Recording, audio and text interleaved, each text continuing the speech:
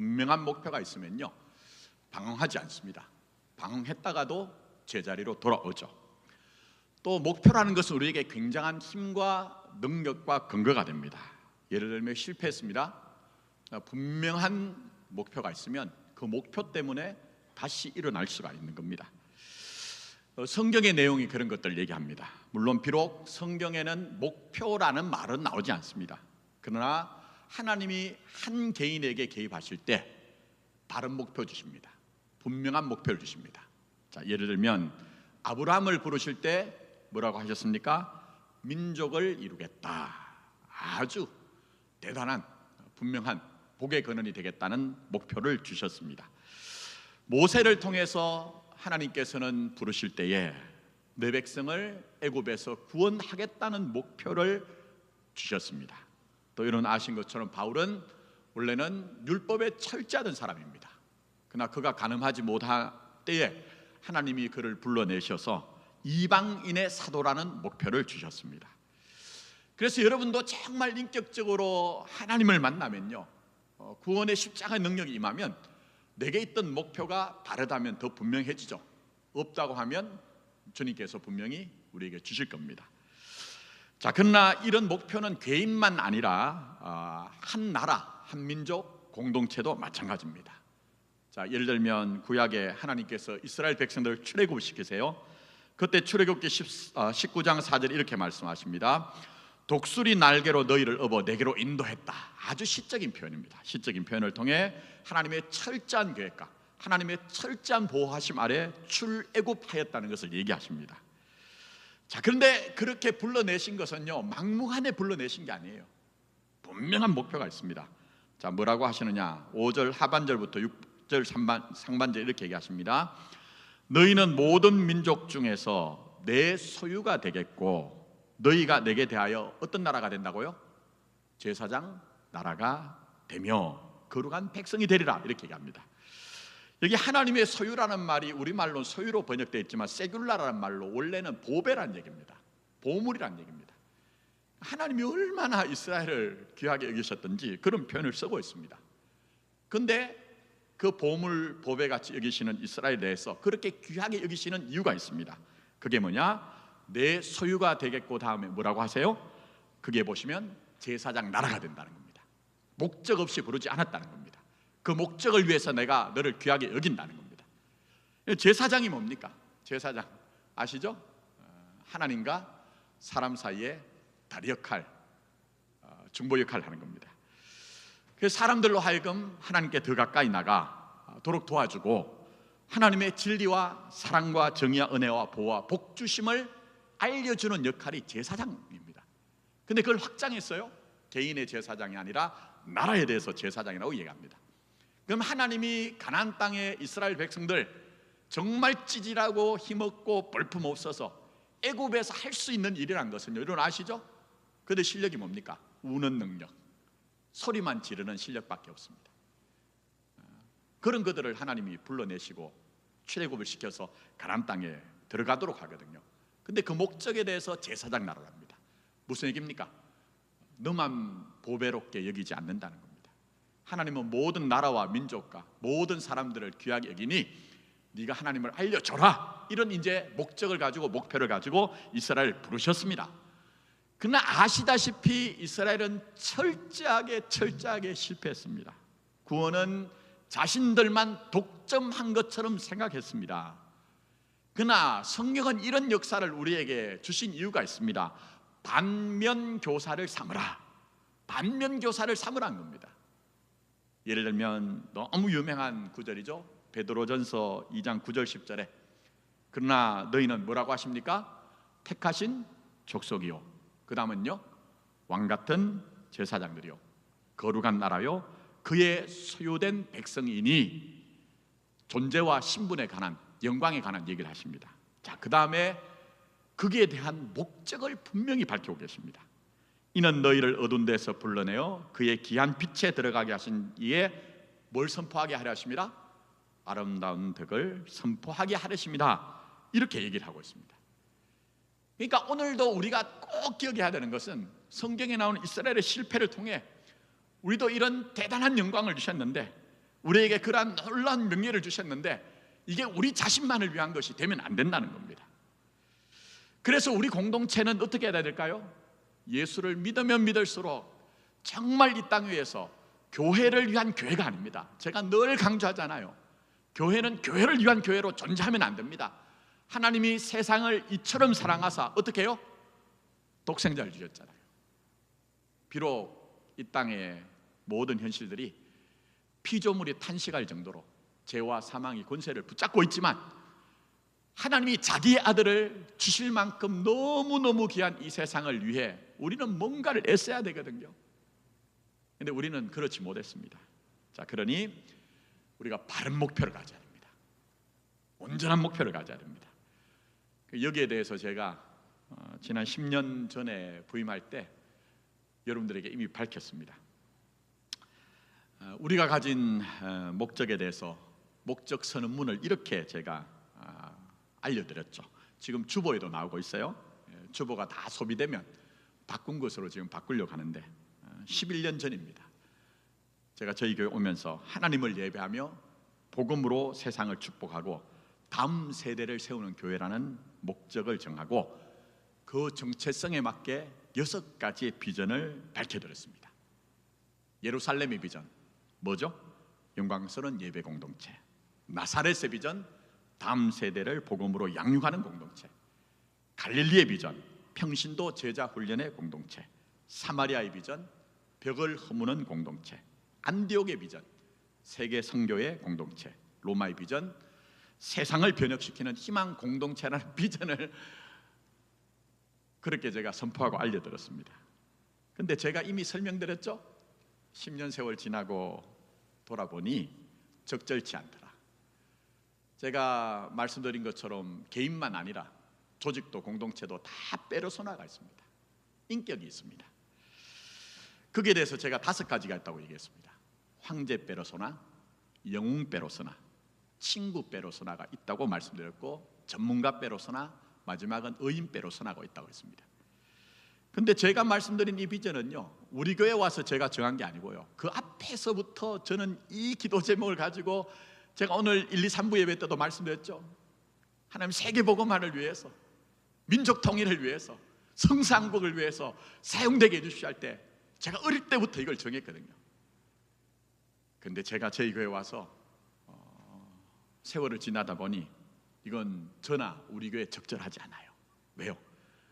페르소나로 말씀드렸는데 이거 이루려고 하면요, 쉽게 말씀드리면 황제 같은 교회, 영웅 같은 교회, 자원이 너무너무 거덕거덕 쌓이다 보니까 마음먹은 대로 할 수 있는 수만 명, 수천 명 모이는 교회가 가능하더라는 겁니다. 그러나 제가 지난 10년 동안의 목회 세월을 지나면서 이런저런 일들 속에서 과연 이것이 현재 우리 교회와 나에게 맞는 것인가 고민하고 성찰하고 기도하면서 그래서 이제 바꿨습니다. 지난 정책당내에 얘기를 해서 좀 쉽게 말씀드리면 기업으로 얘기하면요, 기업들이 다 대기업이 아니에요. 다 대기업이 아닙니다.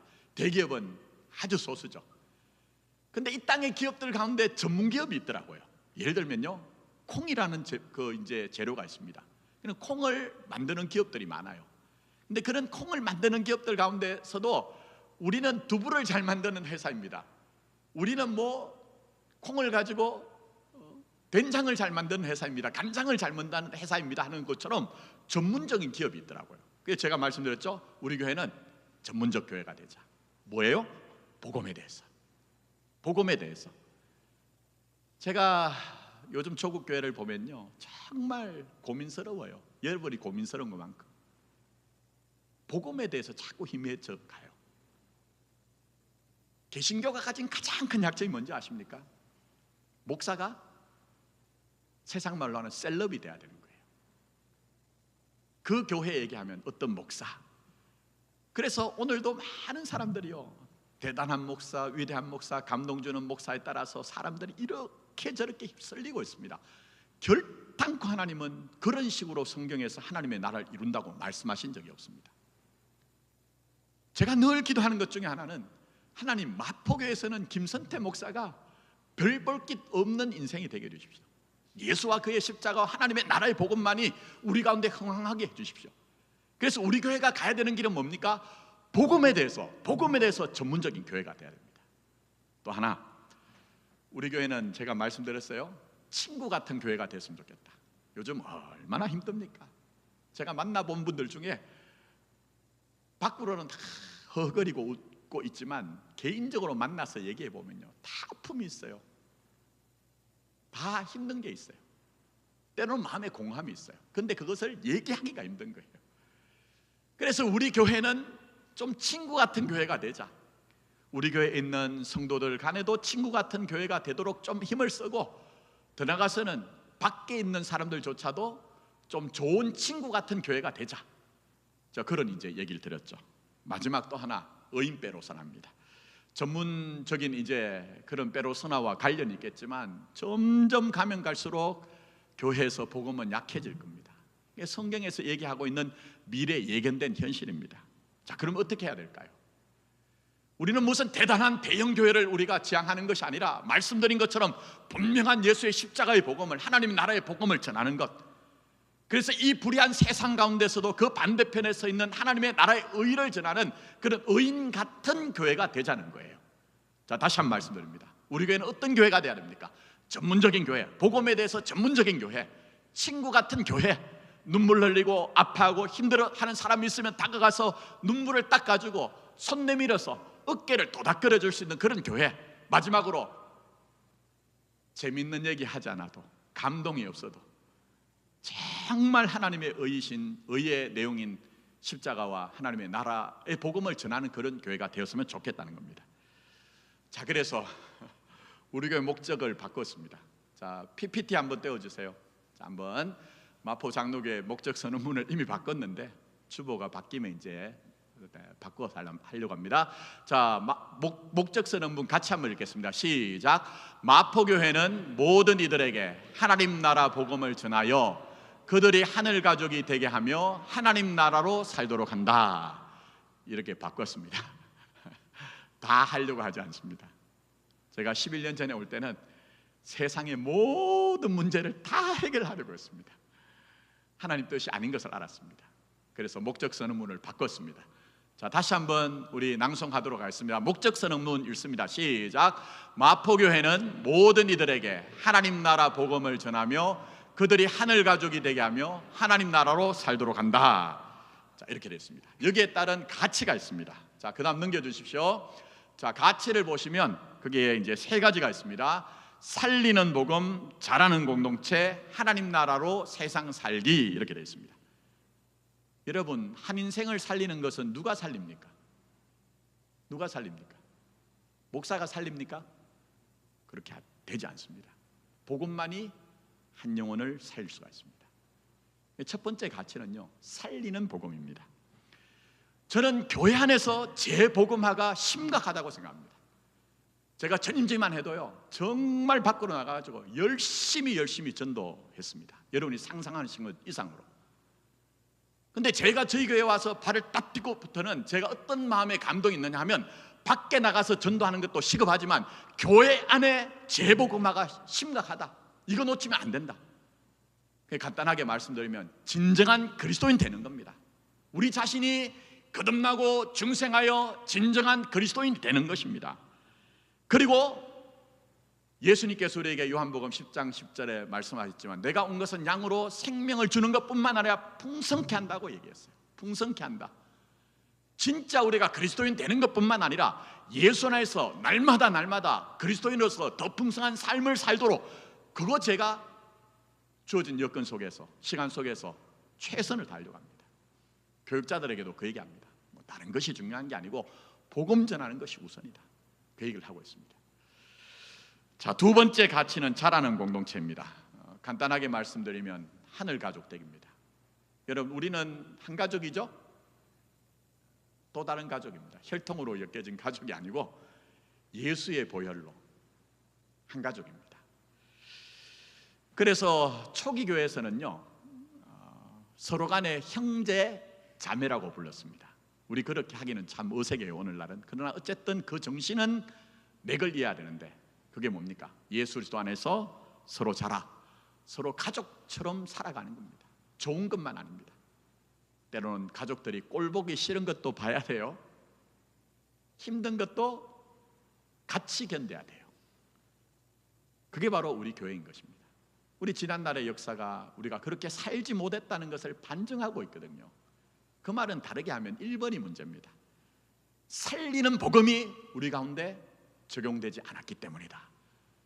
그러니 살리는 복음을 경험함으로 말미암아 우리는 내 곁에 있는 형제와 자매들을 정말 한대하면서 형제가 자매가 동감이 어찌 그리 선하고 아름다운고 하신 그 현실을 우리 생애에 만들어내고 우리 다음 세대들에게 이 마포교회를 전성하고 개성해 줄 사명이 분명히 있는 것입니다. 그게 두 번째 자라는 공동체죠. 세 번째는 하나님 나라로 세상 살기입니다. 무슨 얘기입니까? 쉽게 말씀드리면 좋은 이웃이 되는 겁니다. 좋은 이웃이 되는 겁니다. 여러분, 제가 다시 한 번 말씀드립니다. 하나님은 이 땅에 교회가 가득한 것을 원하지 않습니다. 잘 이해하고 들으세요. 하나님은 이 땅의 유일한 종교로서 기독교가 이 한반도 땅을 완전히 뒤엎어가지고 모든 사람들이 다 교회에 나오는 것을 원하지 않습니다. 그렇게 원한다고 생각했던 것은 중세교회입니다. 중세교회. 그리스도 팬덤이라고 해서 예수 믿는 신앙으로 완전히 장악된 세계. 그러나 그 세계가 어떤 세계였습니까? 가장 못난 세월을 보냈던 것이 중세시대입니다. 하나님의 이름으로. 하나님은 그걸 원하지 않으세요.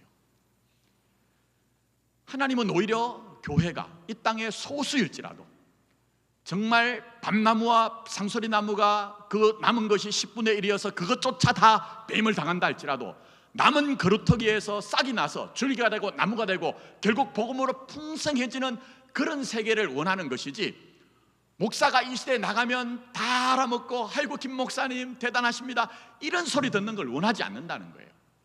여러분들이 밖에 나가지고 저는 마포교회 다닙니다 할 때 와 그렇게 큰 교회 그렇게 대단한 교회를 다니십니까? 라는 얘기를 듣는 것을 원하시는 것이 아니라 여러분 자신이 하나님의 나라가 되어서 여러분이 있는 곳 어디든지 나가면 여러분 자신을 통해서 하나님의 나라가 살아냄으로 말미암아 드러나야 된다는 겁니다. 지난 세월 그거 외쳤습니다. 앞으로도 그거 외치려고 합니다. 그것 아니고서는 진짜 하나님이 이 세대 가운데 하시고자 하는 일들을 우리가 놓치고 살 수 있기 때문에 이 김 목사가 목소리를 이렇게 높이는 겁니다. 자, 그러면 살리는 복음, 자라는 공동체, 하나님 나라로 세상 살기 어떻게 할 것인가? 자, 그 다음 한번 넘겨주십시오. 이건 제 목회 철학입니다. 비전은 싹 없애버렸고 제가 교육자들한테도 이거 얘기하고 또 목회 철학이라는 것은 같이 나눠야 돼요. 딱 정리를 하면 하나님 영광을 위해, 그 다음 뭐죠? 성도의 영혼을 위해. 너무나 고전적인 얘기로 제 목회 철학을 정했습니다. 자, 먼저 하나님 영광을 위해는 간단하게 말씀드릴게요. 조국 교회 또 더 나가서 회개하는 마음으로 이 김 목사도 하나님 영광을 얘기했지만 실제적으로 실적이 문제였습니다. 실적이 문제였습니다. 현상적으로 큰 교회가 지향점이었습니다. 그러나 하나님은 그것을 원하지 않습니다. 정말 하나님의 영광을 위하십니다. 제가 앞에서도 말씀드렸지만 큰 교회 되는 것이 아니라 생명력 있으면 작은 교회도 괜찮다. 성도들도 이곳에 무슨 세상적으로 대단한 명예와 권세를 가진 사람이 모이기 때문에 무시받지 않는 교회를 원하시는 것이 아니라 한 분 한 분이 그리스도인 되고 그리스도의 풍성함을 누리기 때문에 어떤 자리에 있든지 와 저분을 보면 예수 믿어야 되겠다는 생각이 들어 이런 분들이 우리 가운데 세워져야 된다는 겁니다. 그게 어떻게 될까요? 하나님의 영광을 위하시면 됩니다. 그래서 제가 자꾸 거스르는 얘기 하잖아요. 목사에게 잘하라고 얘기하지 않습니다. 이거 제 진심입니다. 왜요? 제 어릴 때부터 지금까지 조국교회에서 배운 것은요, 목사님들이 참 전반부에는 하나님 나라를 위해서 신앙을 위해서 얘기하는 것처럼 하다가 마지막 가면은 뭐라고 얘기합니까? 목사한테 잘해라, 목사한테 잘해라 이 얘기하거든요. 제가 지금 이제 목사 사용 설명서라고 제 아는 목사님이 그 책을 내셨어요. 근데 그 책하고는 전혀 상관이 없고요. 그 목사님은 저 시골에서 목회를 하시는 분인데 그래서 실제적으로 어떻게 해달라고 하는 이제 책을 내셨어요. 근데 제가 그 목사님 얘기에서 정말 감동받은 게 있습니다. 그게 뭐냐 하면은, 목사는 여러분을 위해서 사용되는 존재라는 겁니다. 이해가 되시죠? 여러분 싹 지우십시오. 지금까지 여러분의 인생에 어떤 목사를 만나고 어떤 교회에서 신앙생활을 하셨는지 모르지만 성경에서는 한 번도 여러분이 목사를 위해 사용되어야 된다는 얘기가 나온 적이 없습니다. 절대 그렇지 않습니다. 목사가, 교육자가 여러분을 위해서 사용되는 겁니다. 사용되는 거예요. 제가 이렇게 세게 말씀드린 이유는 어디서부터 어떻게 시작해야 될지 모르지만, 하나님이 어느 날 너 감동되는 대로 할 수 있는 대로 시작해라, 그 나머지는 내가 하겠다 그런 응답을 주셔서 제가 이렇게 세게 말씀드립니다. 우리 교회 가장 기준이 뭡니까? 우리 교회 사역의 평가의 기준이 뭡니까? 그러면 하나님의 영광을 위해서, 정말 하나님의 영광을 위해서 일을 하고 있는가, 이거 마음을 두고 우리가 개인적으로 뿐만 아니라 우리 교회를 잘 살펴보자는 거예요. 만약 하나님의 영광이 아닌 것이 있다면 누구라도 손을 들어서 그것은 하나님께 영광이 되지 않으니 그만둡시다 할 때 모든 분들이 아멘 하면 중단할 수 있어야 됩니다. 또 때로는 우리의 자원이 부족하여 우리가 뭐 돈도 없고 사람도 없는데 이거 해야 됩니까? 라고 할 때 하나님의 영광을 위해서라는 감동이 있으면 도전해야 됩니다. 도전해야 됩니다. 하나님의 영광이죠. 자, 두 번째, 제 목회 철학, 성도의 영혼을 위해서. 무슨 얘기입니까? 제가 제 얘기 가끔 설교할 때 말씀드렸죠. 교회가 목적이었습니다. 저는 기억하시는 분도 계실지 모르지만, 제가 와가지고 하도 막 괴랄맞은 현실을 만났을 때도 저는 그거 못 버렸습니다. 두 번째 해였던 것 같아요. 제가 저희 교회 와서 부임하고, 그때 당회에다가 비전을 하나 딱 던지면서 뭐라고 했냐면요, 요즘도 그런 교회들이 있습니다. 백천이라는 비전 하나 던졌습니다. 장로님들은 모르실 거예요. 저는 요즘 그거 엄청나게 회개하고 있습니다. 하나님, 제가 우상을 그때 다 내놓고 장로님들 설득하려고 했습니다. 그건 무슨 얘기죠? 요즘도 그런 교회 많습니다. 평신도 사역자 100명, 교인들 1000명. 그거 제가 제시했습니다. 근데요, 하나님이 철저하게 드러내시고 박살내셨습니다. 그때 제가 알게 됐습니다. 성도의 유익을 위한 것이 아니고, 김 목사, 네가 네 어릴 때부터 가졌던 꿈처럼 대단한 목사, 큰 교회 목사라는 꿈을 버리지 못해서 그랬다.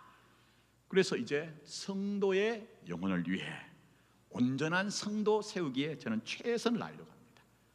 자, 간단하게 말씀드릴게요. 거기에 따라서 4가지가 있습니다. 온전한 예배와 온전한 말씀 선포에 집중하겠습니다. 예배는 더 말씀드리지 않아도 아실 겁니다. 지금 이제 선거관리 위원장님이 오셔서 다 줄여버릴게요. 예배가 얼마나 중요한지 아십니까? 저는 지난 세월 20살부터 지금까지 횟수로 세보니까 39년째예요. 근데 제가 깨달은 것이 있습니다. 그게 뭐냐 하면요, 좋은 예배자는 좋은 헌신자가 될 가능성이 아주 높습니다. 좋은 예배자는 좋은 헌신자가 될 가능성이 아주 높습니다. 그러나 예배를 온전히 드리지 않는 사람은요, 뭐라고 해도 탈이 날 가능성이 정말 농후합니다. 그래서 제가 저희 교회 와가지고 2015년도에 사실은 선거법을 다 통과시켜 놨거든요. 이제 다음 선거 때부터는 그거 하려고 해요. 그게 보면 절대로 온전한 예배를 드리지 않는 사람은 중직자로 세우지 못하도록 해놨습니다. 왜요? 말씀드렸죠. 온전한 예배자는 온전한 헌신자가 될 가능성이 있지만, 교회 직분을 세상 명예처럼 생각하고 예배를 소홀히 하면요, 반드시 탈이 나더라고요. 그래서 온전한 예배를 위해서 저도 정말 저희 둘째 놈이 좀 맹랑합니다.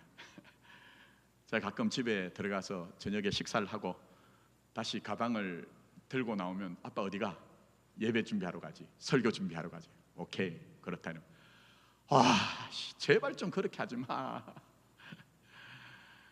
제겐 그게 생명 같습니다. 온전한 예배를 위해서 감동 있는 설교를 하는 것이 아니고 정말 하나님의 뜻을 드러내기 위해서 최선을 다하려고 합니다. 그래야 여러분 한 분 한 분이 온전한 영혼을 가진 온전한 성도가 되기 때문에 그렇습니다. 자, 그 다음에 두 번째, 파워포인트 내리지 마십시오. 자, 두 번째, 하나님 나라 복음과 십자가 능력으로 자신의 일상에서 하나님 나라로 살도록 하는데 집중한다. 이게 무슨 얘기입니까? 제가 늘 말씀드리지만 조국 교회는 반편짜리 복음을 전했습니다. 그 가운데 하나가 뭡니까? 죽으면 천당 간다는 얘기예요. 그거 분명히 있어요. 그러나 예수님께서 뭐라고 하셨습니까? 때가 참에 찼고 하나님의 나라가 가까이 왔다고 얘기했죠.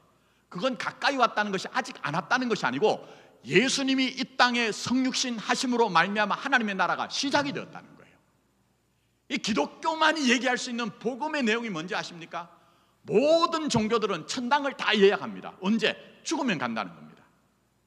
그러나 우리가 다 이해가 되지 않지만 정말 여러분들이 예수님을 나의 구주로 영접하고 내 삶의 형편이 어떻든지 예수를 믿는 믿음으로 살면 그곳에 하나님의 나라가 임하는 겁니다. 의와 평강과 희락으로 임하는 하나님의 나라를 경험하는 겁니다. 근데 그걸 한마디로 압축하면 뭡니까? 예수의 십자가로 사는 겁니다. 예수의 십자가로. 예수의 십자가로 살면 오늘을 하나님의 나라로 살 수 있다. 그겁니다. 자, 막 건너뛸게요. 답은 한번 보십시오. 뭡니까? 가정으로서의 교회 공동체. 제가 말씀드렸죠, 앞에서. 우린 가족이에요. 가족. 못나도 가족이고 때로는 꼴보기 싫어도 가족입니다. 그게 복음 안에 우리에게 얘기를 하는 겁니다. 우리가 지난날의 아픔 속에서 고통 속에서 깨달은 게 뭡니까? 진짜 가족이 아니었다는 것 아닙니까? 저는 그렇게 생각합니다. 저는 저희 교회 와보니까요 그런 얘기를 많이 하세요. 우리 옛날에 참 멋진 세월 보냈습니다. 그때 누구는 서로 뭐 형님이라고 하기도 하고 누님이라고 하기도 하고 우리는 한 가족이라도 하기도 했습니다. 그런 얘기를 하더라고요. 근데 왜 그렇습니까? 복음이 없어서 그렇습니다. 인간의 정으로 뭉쳐져서 그렇습니다. 그래서 우리 교회는 제가 말씀드린 것처럼 앞으로 목장 예배, 이름을 목장 예배로 붙인 것이지 실제로는 성경에 나오는 초대 교회의 모습이에요. 그리스도 예수의 이름 아래 십자가의 능력 아래 서로 은혜를 나누고 교제하고 힘든 일이 있을 땐 서로 도와주고 기도하는 것, 그게 집중하려고 합니다. 여러분들은 어떻게 이해하실지 모르지만 전임지 얘기한 거 이거 잘났다 이런 얘기가 아니고 전에도 한 말씀드렸죠. 돌싱인 집사님 한 분이 원래는 교회를 안 다녔어요. 근데 교회가 열심히 전도를 하다가 관계 전도를 하다가 이분이 오셨는데 복음을 받아들이고 삶이 확 변했어요. 근데 돌싱이었거든요. 못난 인간 만나가지고 고생 많이 하셨는데 딸 하나 데리고 있었습니다. 아기가 아주 어렸어요. 근데 일은 해야 되잖아요. 밖에 나가 직장 생활을 해야 되잖아요.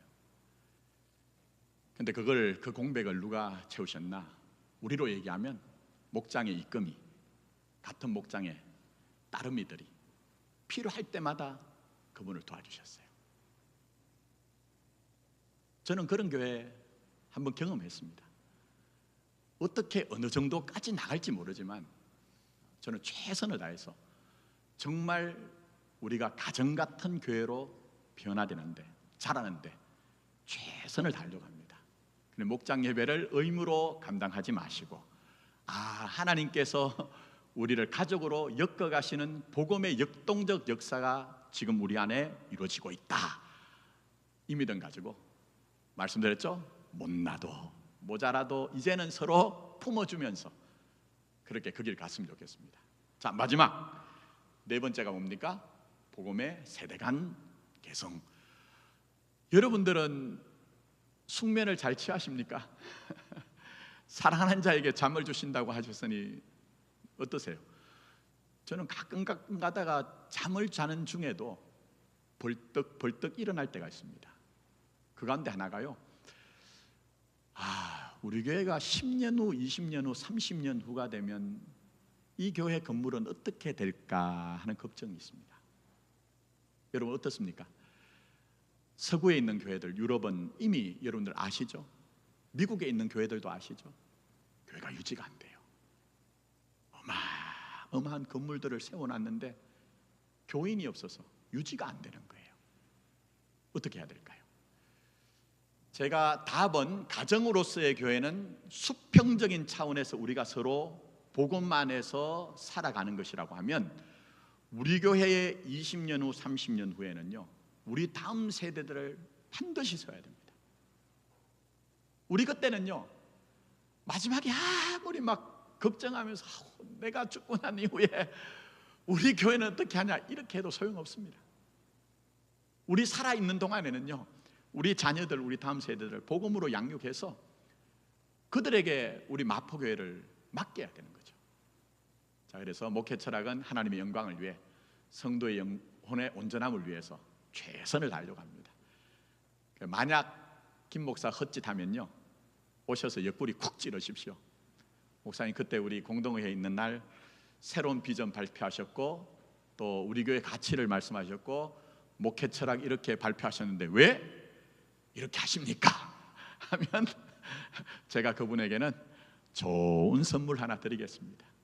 정신 차리게 해주셔서 감사합니다라고.